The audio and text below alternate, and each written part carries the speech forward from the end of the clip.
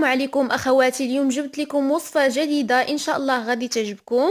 وصفة اليوم وهي كيك مول العجيب بكريمة التيراميسو، رائعة وسهلة التحضير. فإذا عجبتكم الوصفة ديال اليوم ما تنسوش الاشتراك والضغط على الجرس ليصلكم كل جديد. نخليكم مع المقادير وطريقة التحضير. بسم الله، نبداو على بركة الله. كنحتاجو 150 مليلتر من الزيت بالعبارة كأس الشاي المغربي د العنبة، 150 مليلتر من الحليب بالعبارة كأس الشاي المغربي د العنبة، عندي 130 غرام من السكر الخشن أو سكر حبيبات، عندي كيس من الخميرة الكيميائية من وزن 15 غرام، كيس من الفاني من وزن 15 غرام، عندي 4 بيضات، الملح والدقيق عندي 250 غرام من الدقيق الابيض اي بالعبارة كأس الشاي المغربي 2 كيسان ونص.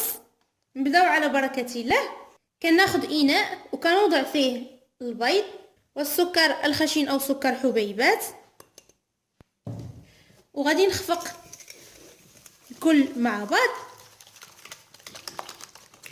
سكر الفانيلا، وهنايا من بعد ما خفقت البيض جيدا فانا غادي نضيف الزيت غير بشويه، وغادي نضيف الحليب. انا هنايا غادي نضيف ملعقه كبيره من الخل، ثم غادي نبدا نضيف تدريجيا الدقيق ويكون مغربل، وغادي نضيف الخميره الكيميائيه في الاخير ولازم تكون مغربله حتى هي، وكنخلطو جيدا. ومن بعد ما خلطت الخليط نتاعي نتاع الكيك فانا غادي نفرغو في هاد كيك مول العجيب اللي دهنته بالزبده ورشيته بالدقيق. غادي نفرغ الخليط ديالي. فانا هنايا من بعد ما فرغت الخليط ديالي في هاد المول فانا غادي ندخلو للفران اللي سبق لي شعلته، لازم يكون سخون. وهنايا مباشره من بعد ما طبت ليا الكيك ديالي حيدتها من القالب، وهذا هو الشكل ديالها. دابا غادي نزينها. بالنسبه للتزيين فانا عندي هنايا المربى ملعقه كبيره ممتلئه مع نصف كأس من الماء وطلقتهم جيدا. وهنايا عندي اللوز إفيلي او شرائح اللوز محمر مع جوز الهند. نبداو على بركه الله. كناخد المربى وهي سخونه حيدتها من المول، كنسقيها في الجوانب والوسط. غادي نضيف جوز الهند مع شرائح اللوز. الوسط غادي نخليه فارغ. غادي نحضر معكم الكريمه اللي غادي نوضعها، ما تنسوش الجوانب. بالنسبه للكريمه فكنحتاج علبه كريم شانتي من وزن 100 غرام، وعندي 200 مليلتر من الحليب لازم يكون بارد، علبه من الجبن من وزن 190 غرام، ملعقه كبيره ممتلئه من السكر الناعم. نبداو على بركه الله.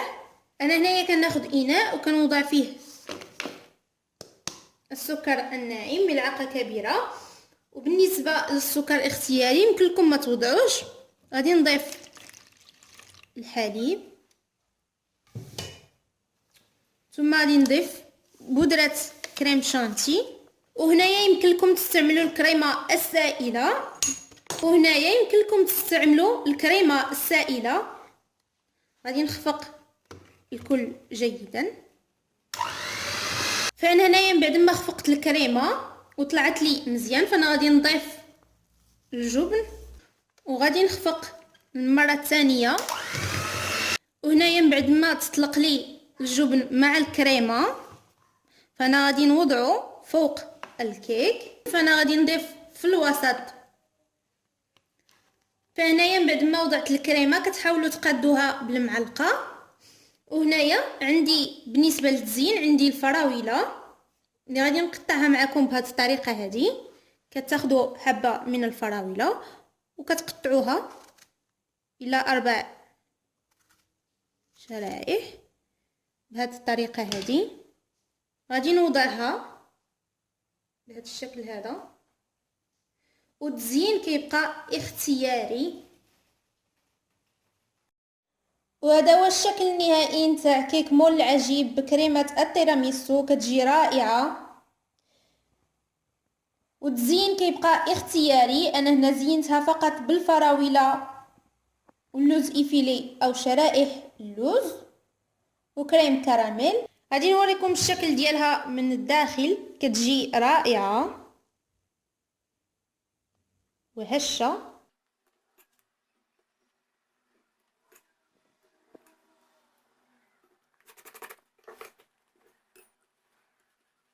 وهذا هو الشكل ديالها من الداخل، كتجي رائعة. وهذا هو الشكل ديالها من الداخل، كتجي رائعة وسهلة التحضير. فإلا عجبتكم الوصفة ديال اليوم ما تنساوش الاشتراك والضغط على الجرس ليصل لكم كل جديد. والسلام عليكم.